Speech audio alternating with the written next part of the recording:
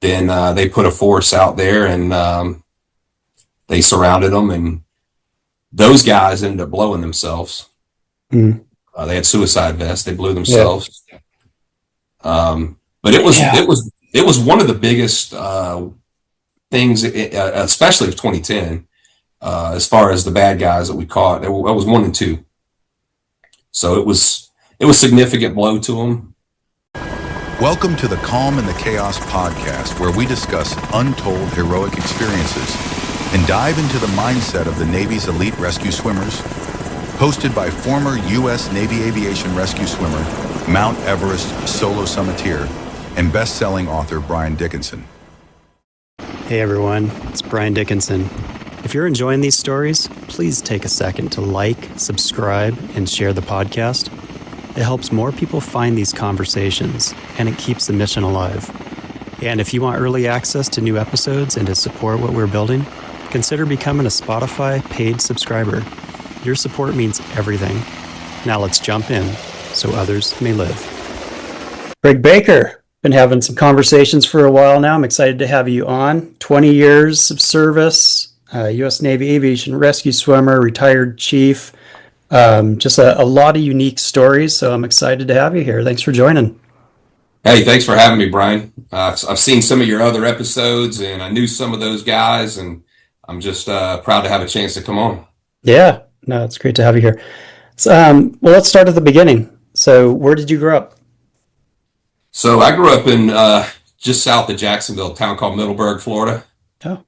Out in the country. Grew up playing baseball, riding horses, just fishing, going up and down Black Creek, swimming. So kind of great childhood, actually. My dad was retired Navy, so we stayed in the area, and Jacksonville is a pretty good place to grow up. Yeah. What'd your dad do in the Navy? He was a flight engineer on P-3s, and he didn't give me a whole lot of advice when it came to joining. Mm-hmm. He kind of stayed out of it. I think he would have rather me went P-3s, but I chose my own route, and I'm glad I did. Yeah. Well, you could have went P3s, right? Yeah. Yeah. Make a mistake in SAR School. That's Yeah. a potential. Not a bad life. Well, cool. So that's good. You had a good life, Florida. Now you're up in North Carolina. So you want to stick to the East Coast? Yeah, I wanted to stick to the Southeast. I took a job up here in Black Mountain, program manager. So yeah, it's a little different than Florida, but I'm getting used to it. It's got its own pros and cons as anything. So I like it up here. Yeah, no, it's beautiful. We have family out there. On my wife's side, Jacksonville, Georgia, North Carolina, and Tennessee. So we make it out every so often. It's beautiful. So you went in 91. So having a dad that was in the Navy, was that like a heavy influence to go in the Navy, or what was your deciding factor? Not really, because like I said, he pretty much stayed out of it. Initially at our high school, we had an Army recruiter. So I had spoken with the Army recruiter quite a bit, was kind of interested in joining the Army. And long story short, my brother-in-law was a Navy recruiter. And he said, hey, look, Greg, if you join the Navy, you're a pretty good swimmer. He didn't tell me all what I would be getting into, but he's like, you're a pretty good swimmer. He goes, if you graduate rescue swimmer school, you'll get $1,500 cash, which seemed like a lot of money, and you'll get E4 right away, and you'll get SRB bonuses and all this other stuff. And I was like, it made sense, and I had a good chance of being stationed in Jacksonville too. So true. So all things considered, I joined the Navy. Nice. Okay. Well, how was that? Did you go to Orlando since you were right there?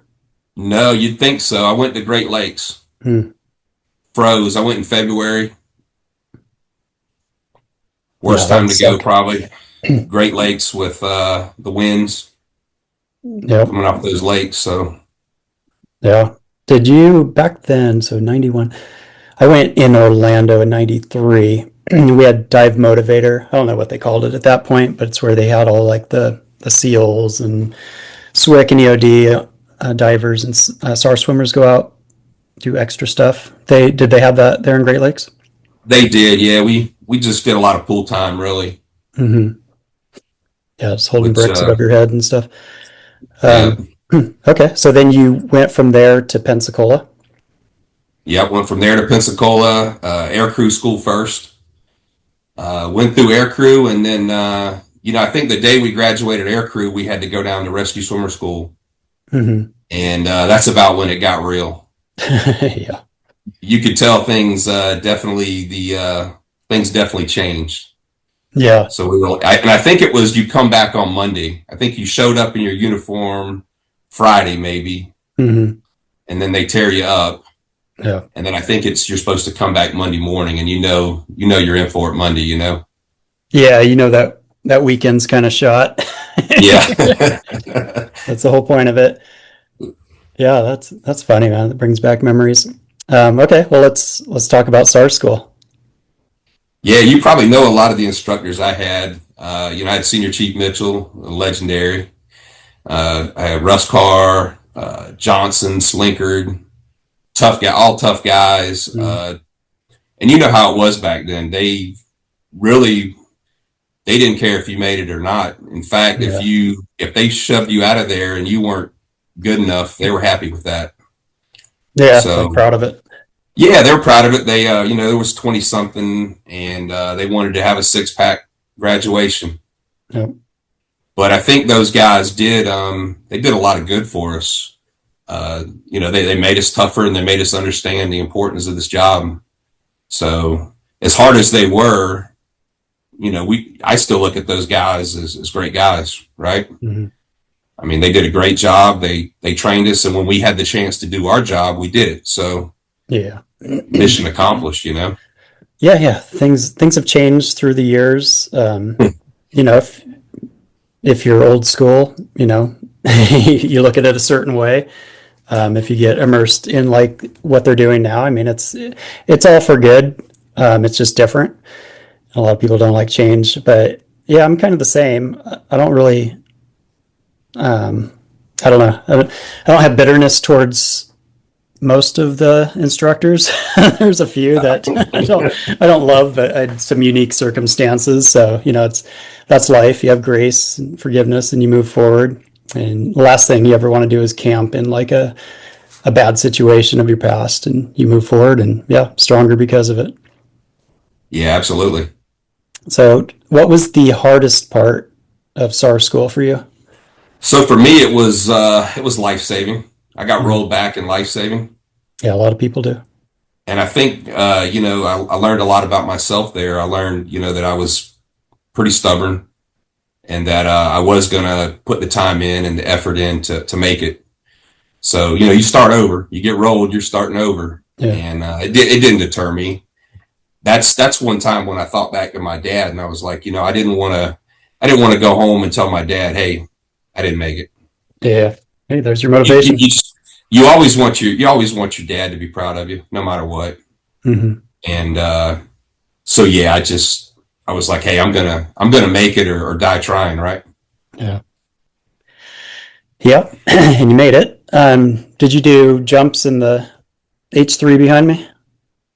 Well, we did jumps there in Pensacola in the Huey, which is pretty cool. Yeah, I've heard a few folks have done that at school. That was cool. And then I started out in the H3s in HS7. Oh, okay. So I They hadn't transitioned yet. Two deployments in those things. Oh, really? Great birds, yeah. Nice. We were the last East Coast squadron to have them. Yeah. Okay. I don't remember for us. Maybe HS14 out of Japan might have been. I don't know. That sounds right. Hey everyone, this podcast runs because of you. If you want to support the show, the best way is simple. Buy one of my books, wear the Calm and the Chaos gear, or join the membership on Spotify or Patreon. Members get bonus content and the chance to send in questions for upcoming guests. That's how we keep this platform independent and focused. Now, back to the show. Okay, so from there, you had to go to Millington. Go behind closed doors and learn about grams and stuff. How was that?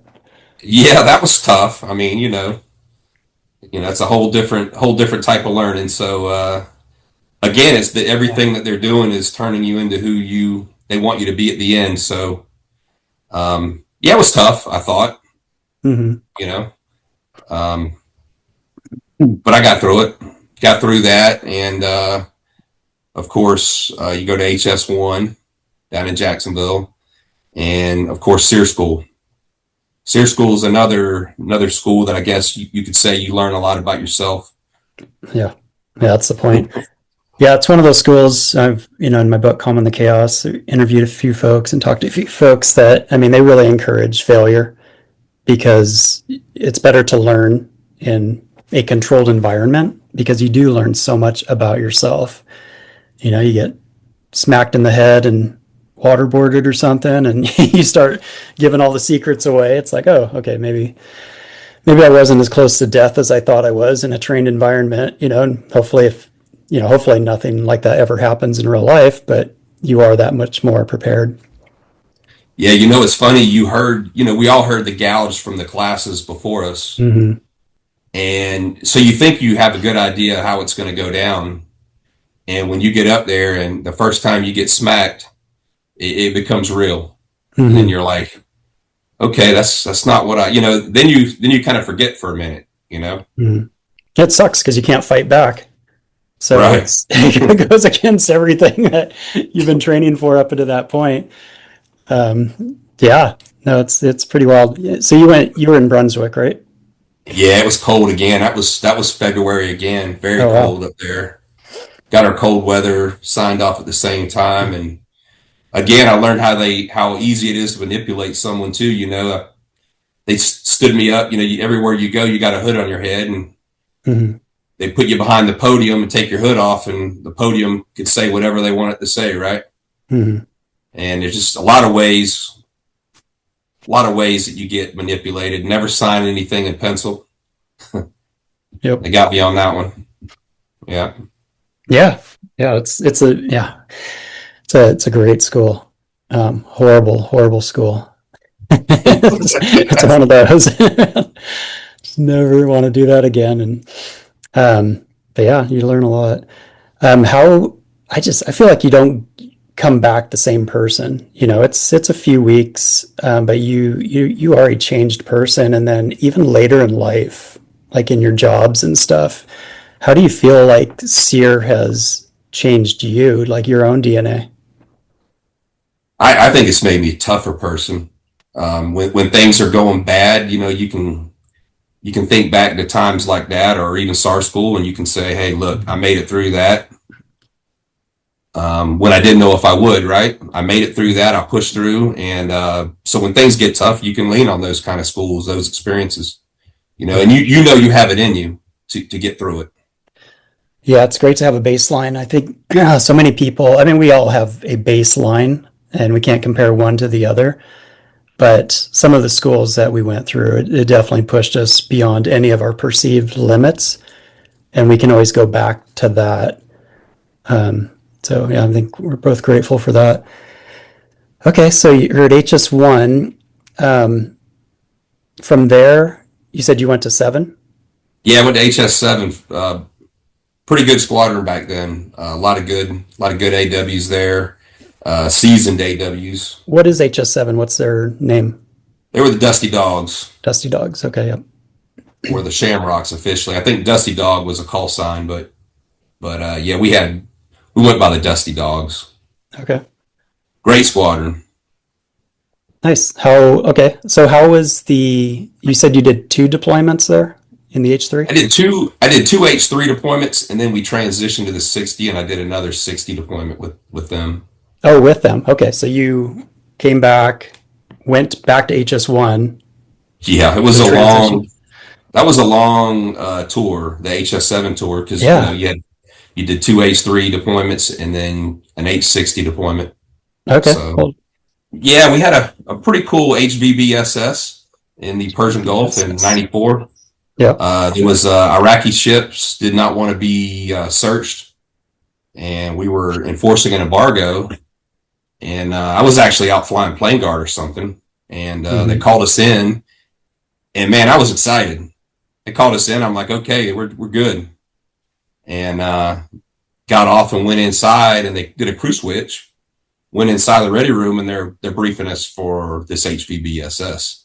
Mm-hmm. We had certain crews that we were working up as SAR crews, so they had to get us off of that flight to get to the SAR flight. So we're briefing up for this, and it's going to be starlight illumination NVG flight, uncooperative Iraqi ship, and it was on. Just like that. It was the three helo mission. Helo 1 was they were dropping off a team of SEALs. I was in Dash 2. We were dropping off Marines, and then Dash 3 was the gunship.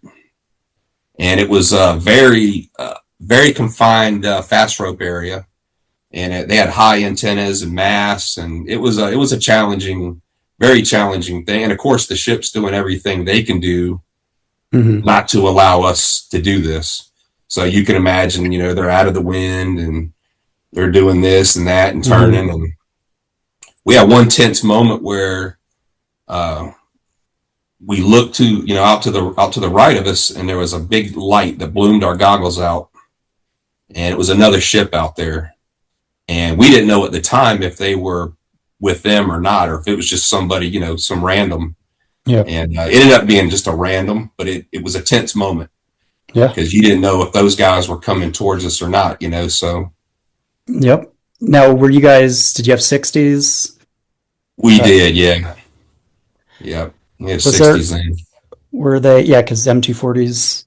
And that was the H3. That was the H3 days. So you had plenty of room back there to walk around. And that's true, huh? Good old days. Yeah. Did they, for the H3s, did they have a left side mount? Yeah, you could. They had a... And then you said the Iraqis were being a little evasive. Did they foul the deck, put oil down, electrify anything? They tried to do a lot of stuff. They tried to secure the bridge.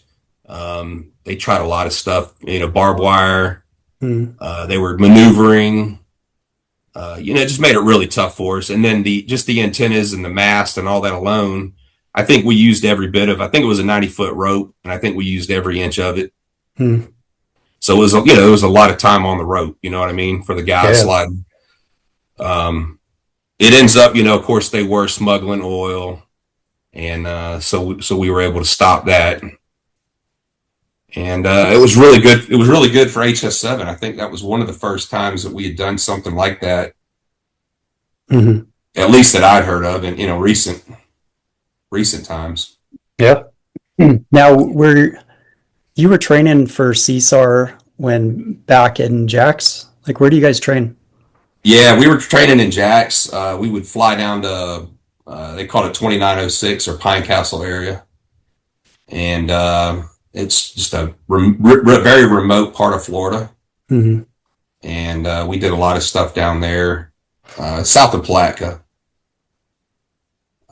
So yeah, I think it was Strike Rescue back then. I think they called it Strike Rescue but it was essentially, getting your goggle time, your confined area landings, your gun quals, all your different, your fast roping, all the different things.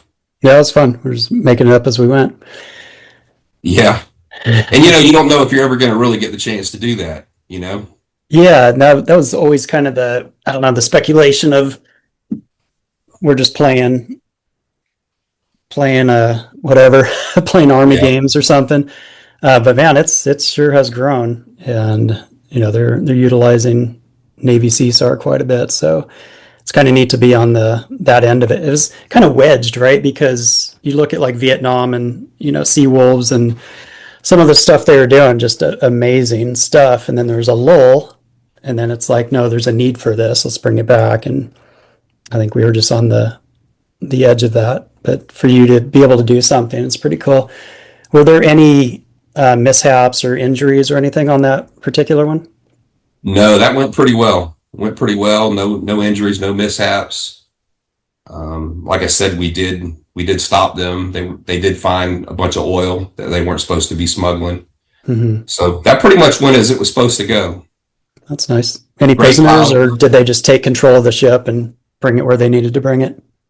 Yeah, they actually took control and they were on board for, I don't remember how long. It's been a long time, but I think they stayed on board for overnight or at least, and did what they had to do.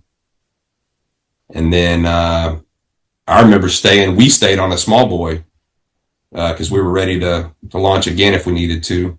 Okay. So it's pretty interesting. Yeah. That's cool. So no shots fired, though.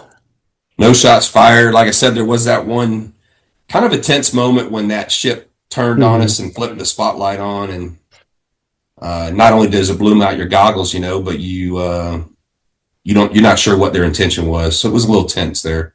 Yeah. I mean, even on a normal day, how much double S siege you do, you go out, you're hovering next to a boat, someone just runs across the deck. You're like, get ready to light them up. Like, who knows, it's just every moment could turn into something bad.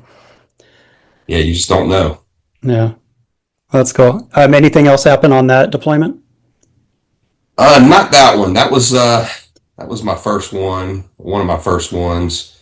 And then while I was in HS7, I did get a rescue as a swimmer.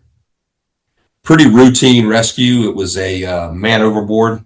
The call we got, we were flying plane guards, so we were already dressed out and ready. But the call we got was that he was swimming away. They were trying to mark his position, and he was swimming away from it. Oh, really? So the first thing that goes through your head is this guy's going to be combative. Yep. So he was committing suicide type of thing, or just I think it was more just maybe a cry for help. Yeah. And I swam out when I swam out to him and grabbed him. He was fine. He didn't act crazy or do anything. I think he was probably tired of swimming and cold and ready to get out of there. So the reality hit him. I think it was a good idea. It was a good idea until it wasn't. Or you just want to bet. Yeah. You never know. Yeah. Get so bored out there. Where was this? That was in the Mediterranean. Oh, nice. And it was one of those days. It was a beautiful day. It's like, they say you never get a rescue on a nice sunny day, Mm-hmm. But that was a weird one, but it happened. Yeah. Did you jump? Yeah, I jumped. Nice. Well, that's cool. Yeah, maybe that's how they should be, right? That was one of those things too that I don't remember. I remember signaling the helo that I was okay. And I don't remember that much else about it. You're just, how your training kicks in and they tell you that your training just kicks in. Yeah. I don't remember too much about any of it. Yeah. I know it was very quick. We had them back on board in 3 or 4 minutes, So it just one of those things where your training kicks in and you go through your motions, and next thing you know, you're back on the way to the ship, Yep. Rinsing out your wetsuit. Yeah. That's cool. Okay, so you came back, you transitioned to the H-60. Yep. How was that? Because did you want to go to the 60? Were you looking forward to that? At that point, you might have fell in love with the H-3. Well, I did like the H-3, but you're always, it's something new, right? So you're always like, hey, it's better this, it's better that, it's smoother, it's this, so you're always wanting to see and you're wanting to learn and do it. So yeah, I was excited to do it. I think it was a lot more, it was more intense, I think, the ASW training part of it, I think. I think it was more intense. There was more of a, focus on being, ASO or TSO. And oh, true. Was that not as big of a deal in the H-3? Well, you were a second crewman and then a first crewman. And the first crewman could pretty much fly by himself, do anything. And your second crewman was usually one of your newer guys. He was usually your wet swimmer. And so it was kind of the same, but I don't know. I just think there was a little more ASW training on the 60 going through. Yep. So you finished that. Was that like? That would have been like 96 96, 97 time frame. Okay. Interesting. So 93. So the crew I went through SAR would have been through 94. So yeah, I'm sure we have some overlap. I was West Coast, so Oh yeah, I think we've got some friends, some common friends. yeah. So okay, so then you deployed with the 60s. How was that? Was it pure they like all 60s or was there a mix? Yeah, no, it was 60s. It was good. Um, Nothing crazy happened that deployment. It was just a good deployment, lots of flight, lots of hours. Hmm. Which carrier were you on? So man, it gets confusing all these years later, but I was Kennedy, Roosevelt, Eisenhower. Those are my first three, I think. Kennedy, Roosevelt, Eisenhower. Like on So those deployments? yeah, yeah, Oh wow, so you did three separate carriers at HS7? yep, Oh, that's wild. yep.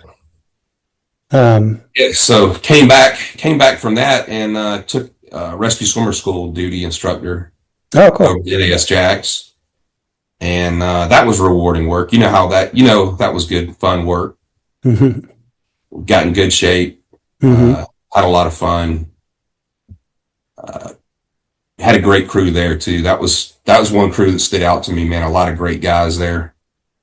Yeah. Um, Guys that went on to do some big things. A lot of those guys went on to become officers. We had Jacques Fontaine. You might have heard of him before. He was one of the SEALs that was killed in Operation Red Wings. Hmm. He was on the quick reaction force that got shot down. Yeah. He went to Buds after that tour. So a lot of really good guys there too. That's the one thing throughout my career. There's always it's the people, man, that makes Hmm. you. It's the people that makes you want to keep doing it. Yeah, for sure. Yeah, the job's cool too. But if the people weren't there, Yeah, the coolest job. or if they're not great people, the people you want to be around, you're just not going to do it, right? Right. Yeah, Yeah, yeah. Yeah, I had a mix. You have some, senior enlisted that are, I don't know, they're like they make you want to stay in. And there's others where, well, they may make you want to stay in for a different reason. Like, I want to be better than what you're modeling here. But others, it's just not a fit long term. So everyone that's has very their. that's very true. You can learn from both type of leaders, Mhm. for sure. Yeah. So after SAR school as an I went instructor back there. to I went back to HS3, and that time that squadron was very young. All the guys that were in that squadron were first termers, Okay. And you and were like senior, like LPO type, like you're first class? at that time I was when I first went there I was still a second, Okay. and I just had a couple of deployments under my belt, and those guys were first termers. But let me tell you something, Brian. Those guys were all doing the jobs that all the senior guys were doing in the other squadron. Hmm. So I Stepped think up. they had just stepped up. Same thing, good group of guys. They were young, but they were smart. They were all smart. And again, most of those guys went on to some pretty big things. When I look at it now, they all did. Hmm. And it's hard to imagine when you show up and they're all really young, super young. Yeah. And a lot of those guys are retiring like right now. Isn't that crazy? Yeah. Ah, man, time just flies, and we may feel like we're young still, and then like we're not. Yeah, that's That right. sucks. That's life. I guess everyone deals with that. Yeah, so I've noticed the same. Same thing. I get to talk to a lot of interesting folks that have done our job or doing our job, and there's something different. It's people go on, they're doing something amazing while they're in the military. For one, they made that choice, they volunteered, they made it through. So there's something in them that's unique, and that doesn't stop once you get out. It's then you go on to do amazing things either outside or inside of the military. You just continue. Yeah, for yourself. So you went to HS3. How many deployments did you do there? I did 2 more there. Okay. 2 more there, and then I was up for shore duty again. Okay. And you had a And rescue as a first crewman as well, right? yeah, that's true. That's right. Yeah, yeah. It was. Now that one was in the middle of the night. We were flying plane guard, and what happened was there was a bird doing vert rep with civilians, and they crashed. And we were the first one to find them. We found them first. There was a couple of helos airborne at the time. Okay. And This was Jeremy Burkhart was on one of the helos, right? Was it a Puma that went in? it was a Puma, and it was Jason Boutwell was my swimmer. Uh-huh. So yeah, so you're familiar with this one. So we come on the scene. I lower Jason Boutwell in the water, and he swims over, and we see 2 guys, on the surface over there. There's fuel in the water and everything else. So Jason gets the worst of the 2 guys, and he swims back over, and we hoist him up out of the water, get him in the helo, and the other helo that was on scene pulled in right behind us. So, but in between taking him off the hook and getting, checking on him and Jason, that other helo was actually in a better position to put their swimmer in for the next guy. Mm-hmm. So rather than us try to back up or remaneuver, we just passed off and high-fived them and gave them one too. Yep. Gave them a little teamwork. They were different squadron, right? Yeah, different squadron, even different carrier, I think. Yeah. They were from but they were right behind us, and we're like, hey, let those guys get the other guy. Yeah, that's awesome. That's how it works. Sure. Yeah. Share the love. Yeah. Yeah, that was how was Jason after that? I know Jeremy was a swimmer on the HS7, the Dusty Dogs, that pulled out the other guy and hit the fumes and the oil in the water really affected his eyes like longer term. I don't know long term how Jason did, but I know short term his eyes were it was affecting him. Mm-hmm. It was definitely affecting him. He had the red eye swollen. He's a tough guy. He was ready to go get the second guy, but it just made more sense with where the other helo was and the whole scenario. It made more sense to let them grab the other guy. Yeah, it sounded like I don't know if it was just the water conditions, but it distanced the 2 survivors pretty quickly. So that's how I understand it. So yeah, no, that totally makes sense. Use all your assets. Yeah, so that's amazing. So you guys get back. Was the helo a mess? Yeah, all the salt water in it and all that, but not too bad. Okay. Nothing too bad. Manus was probably mad at us. Yeah. Well, give him a reason. Mad at us for something. We appreciate them. You know how that goes. Yeah. So, okay. So was that the last on that deployment? Yeah, that was it on that. This was right before, what was it? Operation, one of the big hits, right? Like, because you guys were you heading to the Gulf or leaving? Oh, so here's a caveat to that story. So what happened was September 11th happened shortly after this, and we were on our way to South Africa for a port call, and then we were going home. And what happened when September 11th happened, we didn't go to South Africa, and we didn't go home. Oh, so we ended up getting extended out there and supporting that mission for, I'd say it was another month or 2. I can't remember. I know we were frustrated for a long time, waiting on us to start dropping bombs. Yeah. And it seemed like it took forever for us to do it, but we finally did start dropping some more. Yeah, because I think HS7 was heading that direction as support of like a big campaign that was happening. It was like some shock and awe or something. Yeah. Yeah, and then a Puma goes in the water, so you never know. Right place, right time, That's right. Cool. Well, you made it back, and what'd you do from there? So right after that I was up for shore duty, and I wanted to stay in Jacksonville at the time, and I took phaso orders, and that's probably the one regret.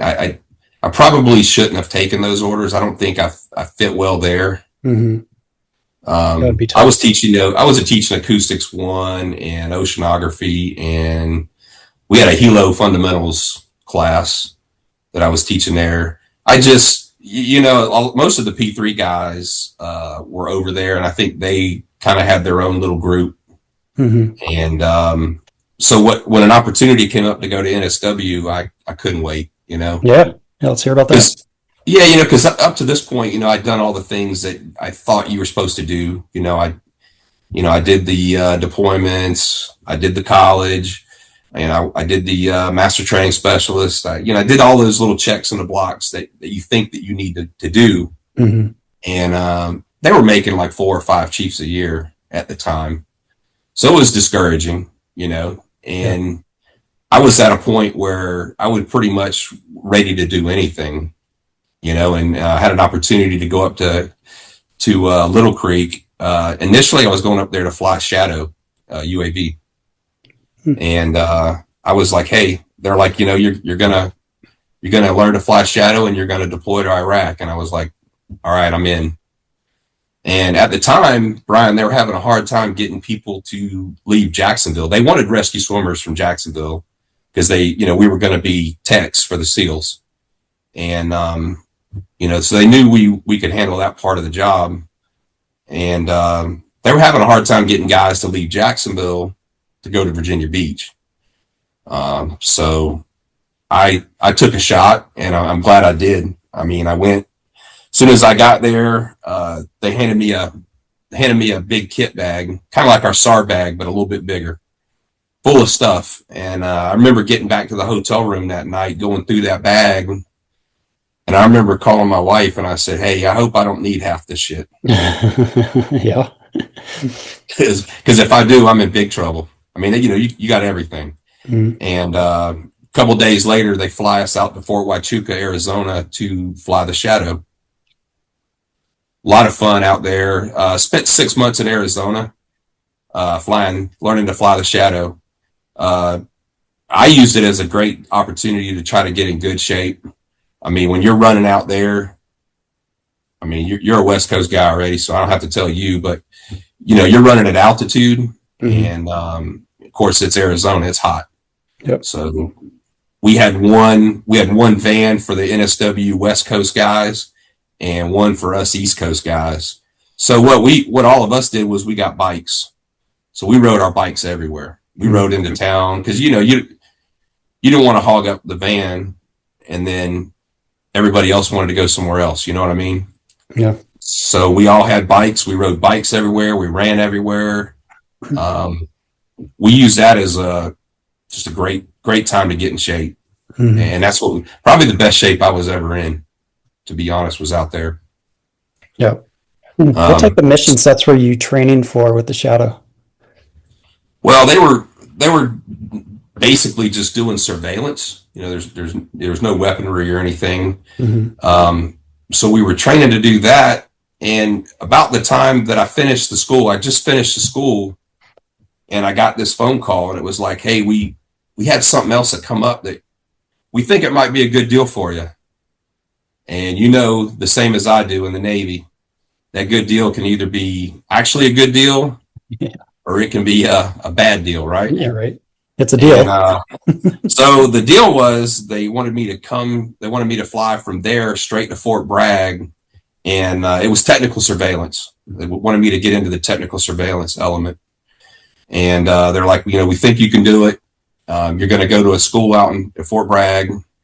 Then you're going to go to a weapons school, a Blackwater weapons and driving school, and then you're going to go to a tactical first responder school, and then you're going to go to Iraq. So there wasn't going to be any downtime. I mean, I was already out there in Arizona for 6 months, and I was like, I took a chance, Brian. I was like, hey, it could be good, and turns out it was great work. I was doing technical surveillance. I was on, leading an element for NSW teams. I worked at the Jayatock in Balad, which was the Joint Interagency Technical Operations Coordination Cell. Big joint technical operations facility. We did any kind of technical ops that were going on. Tier 1, we were supporting them. Mm-hmm. And some really great missions we did there. I know, it kind of like it's kind of like the mafia. Once you do one tour there, if they don't hate you, you're going to come back. And I ended up going 3 times there. Oh, wow. Each time I did some incredible missions, just mostly audio, video, and tracking cars. And we would build these close target reconnaissance vehicles. Basically would build vehicles with cameras and able to record their routes and things like that. It was helpful to people on the ground. And then we did a lot of tracking. We tracked bad guys. We tracked sources. We did a whole lot of both of those things. And then we did audio, pretty much all the places you would think of that audio might be useful. You could probably think some places where you might want to have audio. We did all those things too. So very super rewarding work. I mean, I came out of there. The people that I met think of the top tier groups. I was working alongside of those guys, learning from them, doing missions together. Because if there was a job, they wouldn't just send me. They'd send me and one other guy. Or I would support someone else's mission. So, man, there's probably no job I'm going to do now that's going to compare to the type of impact. I mean, in 2010, me and a guy named Dex, he was in the Air Force, so shout out to Dex. We tracked 3 vehicles. They were couriers, and we got number 1 and number 2 in Iraq at the time. So you every time you track a car, you think this is going to be the big guy. Mm-hmm. Kind of like a SAR. Every time you dress out for SAR, you think you're going to get a rescue, and yeah, right. A lot of times you don't get that rescue, right? Yeah. So it was super rewarding that this one time we did get those top 2 guys that we were trying to get. It was incredible. So bring us through. Most people wouldn't understand, like, from a top to bottom, what that looks like. Like how do you even know who to go after? You're just random sampling, just tracking everything, or you getting intel? Yeah, we were getting intel and tasking. And we worked nights. We worked 6 at night till 6 in the morning. And usually right when we got to work, we knew if we had a job that night. And if you didn't have an actual mission, then that was when you could catch up on your sit reps, your paperwork, and if you wanted to make a phone call, watch a movie, that's what you could do, or you could prepare for something else. But a lot of times, if you went in at 6 o'clock, you'd go eat dinner, come back, and if you had a mission, you were on it right then. Usually, it was time to go. And this one kind of materialized late. They got some intel later in the evening, and I remember I don't think we got on the helo till probably 1 or 2 in the morning. So then you're pushing it for daylight. Mm-hmm. And we land right outside of Tikrit, and there's 3 vehicles that we have to tag. We're actually installing our tracking devices in 3 different vehicles. So obviously I'm putting one in one, Dex is putting a tag in the other, and then we're meeting together on the 3rd. And that's exactly how it went. We didn't have a whole lot of time, and we like to hardwire them if we could. That way these things would last a lot longer. So, which takes a little longer to do, but we did it. We got 3 vehicles tagged. We didn't have a lot of time to do it, and the intel was that one of these guys. One of the courier was going to drive one of those 3 vehicles, and he was going to go back to those, to the number 1 and number 2. And that's exactly what he did. Sometimes you got to sit on that intel for a little while, but when he actually did, then they put a force out there, and they surrounded them, and those guys ended up blowing themselves. Mm. They had suicide vests. They blew themselves. Yeah. But it was one of the biggest things, especially of 2010, as far as the bad guys that we caught. It was 1 and 2, so it was a significant blow to them, and it felt good. All the training things that you did, and just like it is with SAR, all the work that you do, it's nice when you finally get to realize that it paid off, For sure. How often, so many times, even in my, I'm writing another book. I was writing a story about it. One of the launches I did for a downed airliner, you're searching all through the night, and then you're called off scene, you come back, you did everything you can. You don't even hear whatever really happened. It's just go to bed, get up, and rinse and repeat. Do plane guard or whatever else. You just never know. So a lot of it, there's not closure. In your scenario, how often is that the case? You're tracking a lot of vehicles. Even when they did surround them, they blew themselves up. Everything else, like how does that information get back to you in that particular job? Well, I mean, for a lot of guys, for a lot of the lower level guys, it may not get back to you. Like you say. Like with those guys, it did, just because of the magnitude of their, of their value. So obviously that one got back to us. But yeah, there was a lot of cars that we tracked that you don't get to see how it ends, and even maybe the next guy that replaces you doesn't even get to see how it ends. Sometimes those things take years, Yeah, I was just curious. I think that's probably common across the board. And then there's a lot of times need to know, and there's, the first information is always misinformation. So it's like you take what you get anyways. So yeah, such as life. That's amazing. What a cool experience. What a unique experience compared to what you went in to do, and how it just kind of built on that. Is that where you ended? Is that where you retired out of? Yeah, I retired in 2011 out of Little Creek. And, I guess you're right. When I think about it, I remember the first time I woke up in Iraq, and I was like, how did I end up here? All right. I volunteered for this, didn't I? It was weird. It's weird because, I was always on the carriers, or we were on land somewhere, supporting CSAR or something, but I was never right there in it like that, and so yeah, there was a little bit of almost hard to believe for me. Or when you're flying, you're realizing I'm not flying in Jacksonville anymore, and for a lot of it, I wasn't on ICS, which was another hard thing to get used to. I wasn't part of their crew, right? So yeah, oh yeah, man, that's like flying blind when you're so used to it. Yeah, and you're wanting to be a backseat driver, Yeah, when you were flying, were you flying with Navy or? Most all of it was Army. Okay. They had certain routes that these helos would fly. You could jump on, like say if I needed to go to Kirkuk, you could hop on a 60, or if you had a lot more stuff, you could hop on. It was called a boxcar. It was a Sherpa, a Sherpa plane. You familiar with one of them? I'm familiar with Sherpa. It's a prop plane. It's got like a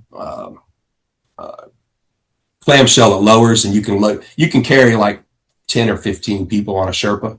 Okay. So if you had like a big Pelican case or something that was too big to carry on a 60, you could, or if it was too far, a lot of times we would fly up all the way to, up in Sulaymaniyah or Erbil. That was quite a haul, way up north. So we would fly on a Sherpa up there, but a lot of it, you would just hop on a 60 or 47. How dangerous was the environment? Because you'd hop out middle of the night vision, you got all your gear. Did you ever have any contact? I didn't. A lot of that, it depends on where you're going too. I mean, a lot of times we might land on another base Mm-hmm. and then and then go somewhere. So, landing on another base, you don't expect anything to happen there.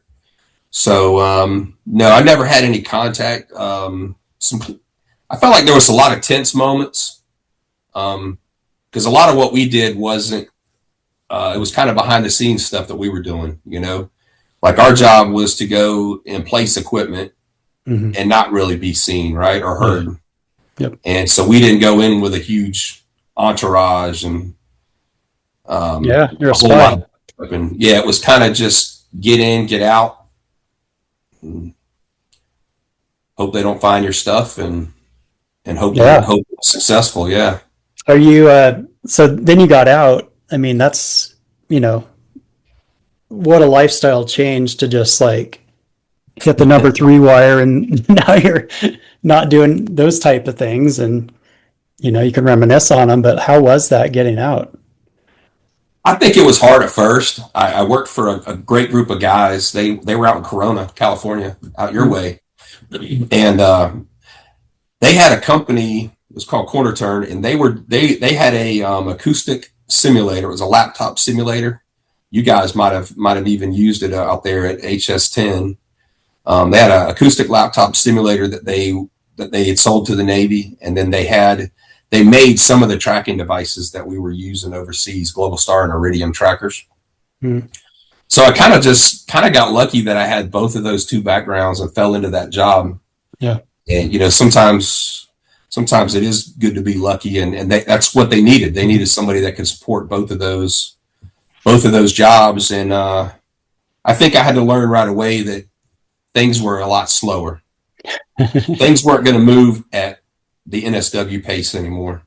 Yeah. Even something like getting a quote from them or great guys, but they weren't going to turn it like that. It's tough.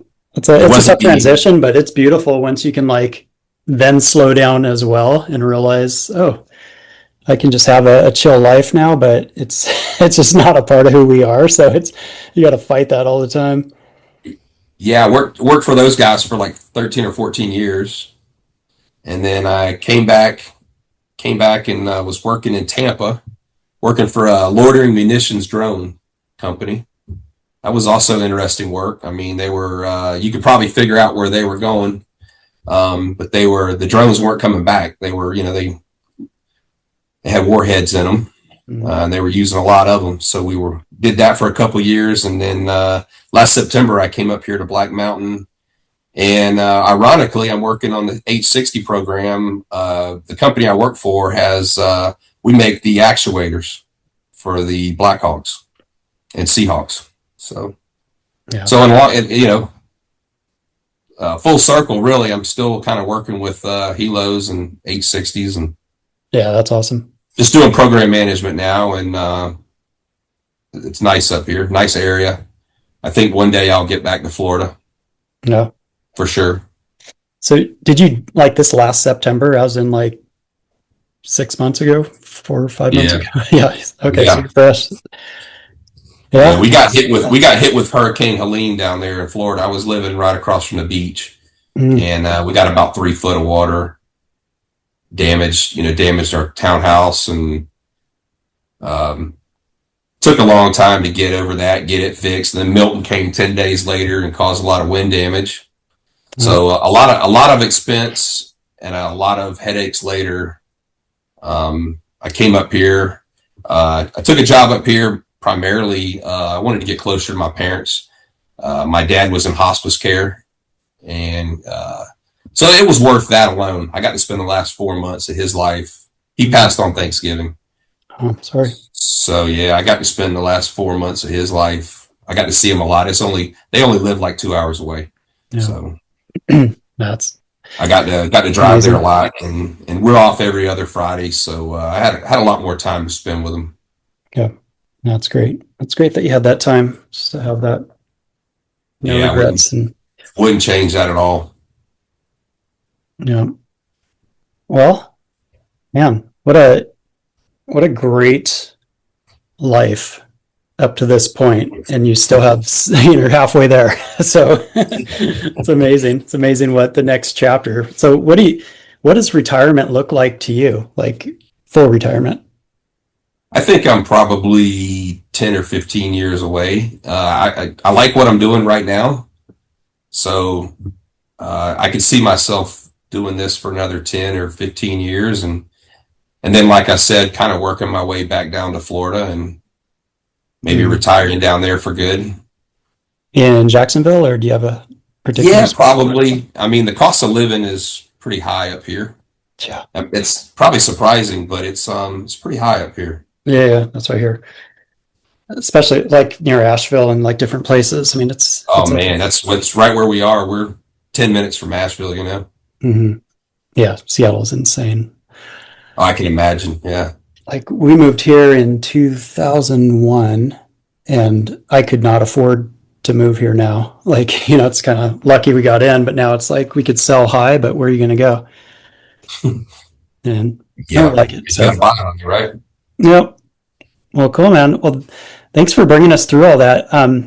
One last thing, you have super unique. I've interviewed a couple folks that have kind of went down similar paths, but just from your perspective, from 91 to 2011, a couple different platforms, different rescues, your HVBSS, and then to NSW. What is throughout all of that? This is common the chaos. So thinking from that mindset, what is a bit of advice that you would tell our listeners? Just something that you've gleaned along the way. Oh, wow, that's a good question. I think one thing I would tell any person that's in the service, especially or really anywhere, if you get to a point in your career where you're maybe you're not right where you want to be, and you think you're doing all the right things, don't be afraid to do something different. Take a chance, get outside of your comfort zone a little bit, do something that that's where all the payoffs are, is when you're doing something that no one else really wants to do. It kind of makes sense. You're doing a job that maybe somebody else doesn't want to do. So there's a reward there, right? Mm-hmm. So I would tell people to not be afraid to, get outside of their comfort zone, try something different. And I think that could, that made a difference for me, not only in how satisfied I was with my job, but, I was able to finally pick up chief, and that means a lot when for retirement, I mean, mm-hmm. That's the best thing I could think of, really, is to just don't be afraid to do something different. So many people are afraid. Like I do motivational talks. I'm talking to Microsoft on Thursday, and I'll have these same conversations. And there's so many people that, it's relationships, it's everything. They feel trapped. You've put so much into it, and they have this fear of change, as if what they have, they may not be happy with, but they know what they have. It's like an abusive relationship. Well, at least I know. Right. Doesn't mean that it's right. Like I know your advice is, don't be afraid and all that, but they are like to someone, and I'm asking you so that I can steal whatever you say so I can help lead others. But what advice do you give to those that are they feel it's paralyzed and they just trapped, they can't get out? Well, I think for me, it was frustration. I wanted to get promoted, and I wanted to be, respected in my field and all those things. And when it wasn't happening, something in me just said, let me see if I can do something else to make it happen. Mm-hmm.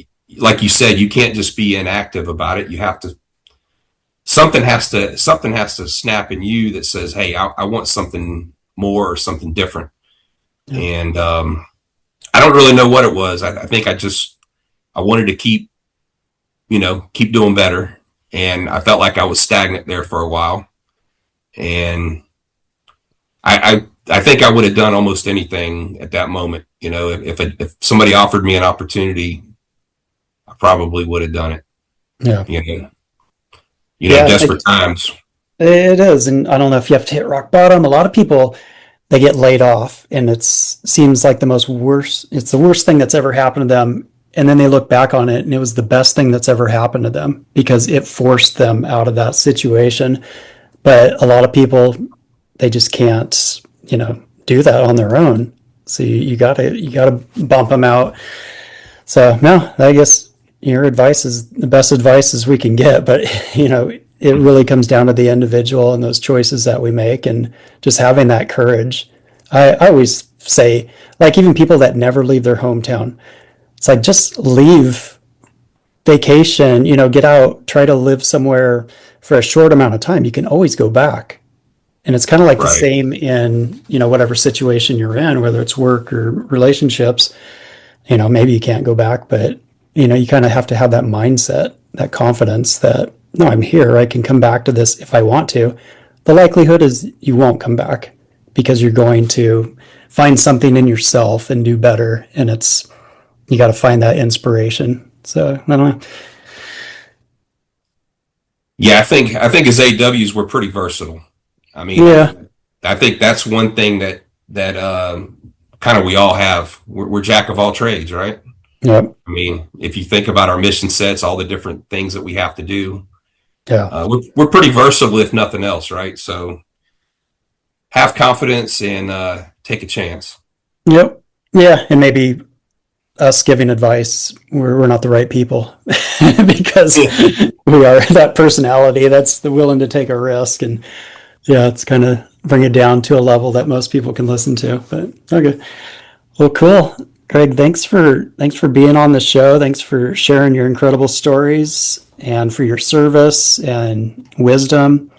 It's been a pleasure to have you on. Hey, I really appreciate it, Brian, and congratulations on your books and appreciate everything you're doing for the entire community. Thanks. Appreciate it. All right. And for everyone else, we will see you next time. Thank you for listening to the Calm in the Chaos podcast. Please subscribe to be notified of future episodes. And if you enjoyed what you just heard, please leave a 5-star review on whatever platform you listen to podcasts. Until next time, get out there and make a difference so others may live.